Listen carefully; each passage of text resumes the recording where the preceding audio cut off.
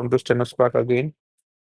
सो काफ़ी लोगों के मैसेजेस आ रहे थे रिगार्डिंग कि कौन सा यार बेटर है, एमसीआरई का वर्क कल्चर बेटर है या फिर एसएससी स्टेनोग्राफर का वर्क कल्चर बेटर है, किसमें क्या फ़ायदे हैं, ट्रांसफ़र किसमें अच्छा है, प्रमोशन किसमें अच्छा है, पर्क्स क्या है और बाकी सब चीज़ें डिस्कस करते हैं।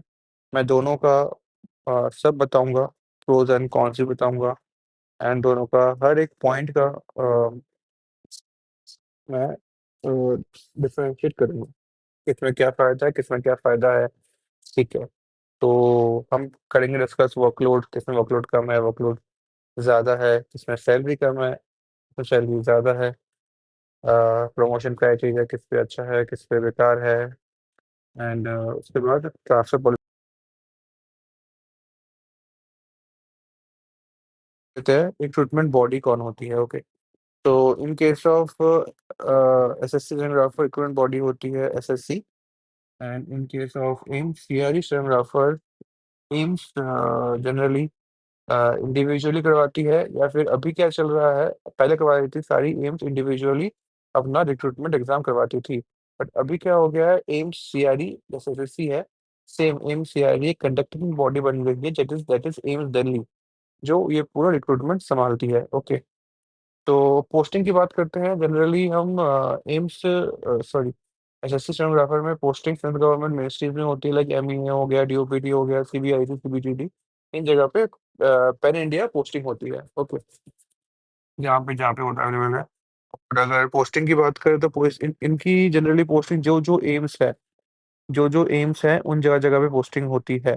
ठीक है, अभी लास्ट ईयर तो ओनली एम्स में सिर्फ पोस्टिंग हुई थी। लास्ट ईयर जब एम्स सीआरई एग्जाम हुआ था तब ओनली एम्स एम्स थे। तो अभी एम्स सीआरई 2024 के एग्जाम में अब बहुत सारे एम्स आ गए, सारे एम्स ऑलमोस्ट इंक्लूड हो गए एंड एडिशनली बहुत सारे अदर मेडिकल कॉलेजेस भी आ गए, लाइक ईएसआईसी आ गया, आईसीएमआर आ गया।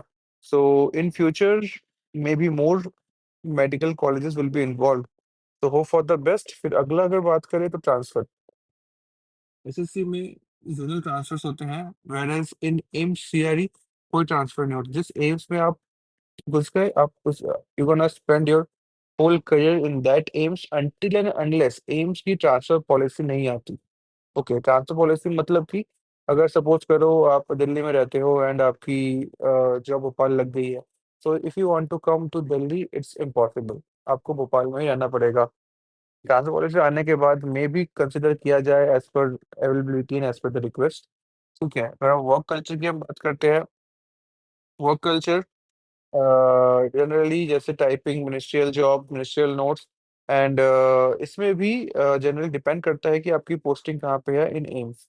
अगर आपको कोई डिपार्टमेंट दे दिया गया जहाँ पे जैसे हॉस्पिटल डिपार्टमेंट, तो वहाँ पे हॉस्पिटल का काम जनरली ज़्यादा होता है कि maintaining patient workloads, work records वगैरह वगैरह, वेरएज इन इन एसएससी प्रॉपर मिनिस्ट्रियल काम होता है, नोटिंग, ड्राफ्टिंग एंड वर्कलोड का अगर बात करूँ तो वर्कलोड कम ही है दोनों में। इस स्टेनोग्राफर का उतना कुछ काम होता नहीं है, क्योंकि मैंने उसमें भी काम किया है बीआरओ में एंड अभी तो as I am posted in AIIMS, so I can tell you कि वर्कलोड दोनों में सेम है, कम ज़्यादा नहीं है। कभी होगा कम, कभी होगा ज़्यादा, बट अगर काम सीखना है तो मिनिस्ट्री अच्छा है, अगर टाइम पास करना है तो एम्स की जॉब अच्छी है। ठीक है, और सर्विस बॉन्ड की अगर बात करें तो एसएससी में, मिनिस्ट्री में कोई सर्विस बॉन्ड नहीं होती। अगर आप किसी एम्स में घुस गए एंड आप चाहते हो कि मैं जॉब चेंज करूंगा प्रोबेशन पीरियड में, वो अगर आपको रिजाइन करना पड़ा एम्स, ठीक है, तो एम्स आपसे 1 से 2 लाख रुपए लेगा एज अ सर्विस बॉन्ड। ये बहुत ही ज्यादा इंपॉर्टेंट है, ये ध्यान रखना। एसएससी में कोई बॉन्ड नहीं होता, कोई पेनल्टी नहीं होती, बट ये आपसे एक अटेस्टेशन फॉर्म साइन कराएंगे एम्स एम्स हॉस्पिटल्स, यही कि आपको अगर छोड़ के जाओगे प्रोबेशन पीरियड में तो आपको 1 से 2 लाख रुपए जमा करने पड़ेंगे। ठीक है, और सैलरी की बात करें, सैलरी दोनों की सेम है। एज अ स्टेनोग्राफर आपकी 2400 ग्रेड पे, पी आपकी 4200 ग्रेड पे और पीएस आपकी। ठीक है, एंड उसकी बात करें मेडिकल बेनिफिट्स, सबसे मोस्ट इम्पॉर्टेंट एम्स जैसे एसएससी है, एसएससी में जो मेडिकल बेनिफिट मिलता है that is covered under CGHS. तो दिस दो जो भी कवर है अक्रॉस इंडिया में। वेर एज एम्स की बात करें, एम्स सीआरई में ओनली ईएचएस। ठीक है, ईएचएस भी ऐसे टाइप का है कि सपोज आप एम्स नागपुर में लग गए, ओके, तो आपको जो हेल्थ बेनिफिट्स मिलेंगे ओनली इन एम्स नागपुर। आप किसी बाहर किसी गवर्नमेंट हॉस्पिटल में या बाहर किसी अदर हॉस्पिटल में नहीं दिखा सकते हो, आपको एम्स नागपुर में ही दिखाना पड़ेगा। जो चीजें एम्स नागपुर में अवेलेबल नहीं हो पाएंगी वो आप बाहर दिखा सकते हो। वेरएज इन एसएससी में, मिनिस्ट्री की जॉब्स में, आप जनरली सीजीएचएस में most of the good hospitals are empanelled. Okay, तो अगर बात करें रेस्पेक्ट एंड पावर की, तो रेस्पेक्ट एंड पावर की अगर बात करें तो अभी मिनिस्ट्री के जो कैडर के बंदे होते हैं उनको एक अलग ही रिस्पेक्ट मिलती है, अलग ही पावर होती है। वेरएज एम्स के एम्प्लॉयज को ठीक है, एम्स के एम्प्लॉयज की इज्जत एम्स में रह जाती है। ओके, बाहर उतना कोई पूछता नहीं है। वेरएज अगर आप मिनिस्ट्री में काम कर रहे हो, जैसे आप अगर डीओपीटी में हो या फिनेंस में हो या हेल्थ सेक्टर में हो या हेल्थ मिनिस्ट्री में हो, तो अलग ही एक पावर रहती है। Okay, department type, it's a ministerial job, ministry of high visibility and AIIMS एक ऑटोनोमस बॉडी है। ठीक है, यहाँ पे इंटरनल हायरार्की चलती है। ओके, इंटरनल हायरार्की का मतलब है कि फेवरेट चलता है, पार्शियलिटी चलती है। सो देखो यार, मैं किसको वैसे नहीं बोल रहा, बट है कुछ कुछ एम्स में चीजें होती हैं, सारे में नहीं होती।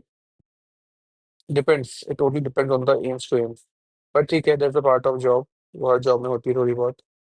ठीक है, तो अगर आपको power satisfaction free to go and go to any SSC department, अगर आपको एसएससी मिल रहा है तो go and join SSC.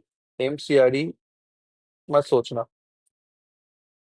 Promotion level, promotion level की बात करें तो एक टाइम बाउंड प्रमोशन होता है आपके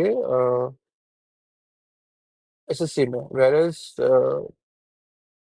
इन एमसीआरई कोई भी प्रमोशन नहीं है टाइमली। प्रमोशन इनके आर रूल से मैटर करता है। तो प्रमोशन तो वैसे ही होता है जैसे होता है generally, but our rules depend करता है एम्स टू एम्स। वेर इसी में टाइम बाउंड है, जैसे कुछ कुछ डिपार्टमेंट में एसएससी के उसमें डिपार्टमेंटल एग्जाम के थ्रू भी प्रमोशन होता है। वैसे अगर आपकी पोस्टिंग एम्स दिल्ली में होती है तो एम्स जनरली डीओपीटी का फॉलो करता है, जिसमें डिपार्टमेंटल एग्जाम है after 4 years, sorry after 5 years. ठीक है, स्टेबिलिटी अगर बात करें, स्टेबिलिटी मिनिस्ट्री की जॉब की स्टेबिलिटी ज्यादा हाई रहती है। Where M C R E stable तो है but politics in some AIIMS. Okay, so monopoly अगर बात करें, ट्रांसपेरेंट रहता है in SSC. It is very every single thing is transparent. Okay, हर डॉक्यूमेंटेशन में ट्रांसपेरेंसी रहती है, but where as in AIIMS बहुत मोनोपोली है, top to bottom full monopoly चलता है। ओके, हायरार्की, इंटर हायरार्की चलती है as I mentioned above. So मैंने आपको सारे इसमें कंपैरिजन बता दिए, so think twice before joining AIIMS. अगर आप पे दो ऑप्शन खुले हुए हैं, एम्स एंड आपके पास एसएससी, तो go and join SSC, any ministry any department through SSC. बहुत फायदा है आपको। सैलरी दोनों को सेम मिलेगा। एक्स जो एक्सीडीए मिलती है एक्सीडीए मिलेगी, जो वाईसीटीए मिलती है वाईसीटीए में मिलेगी। कुछ फर्क नहीं है सैलरी का, सैलरी दोनों की सेम है। Okay, so I hope you like this video. If you like this video, like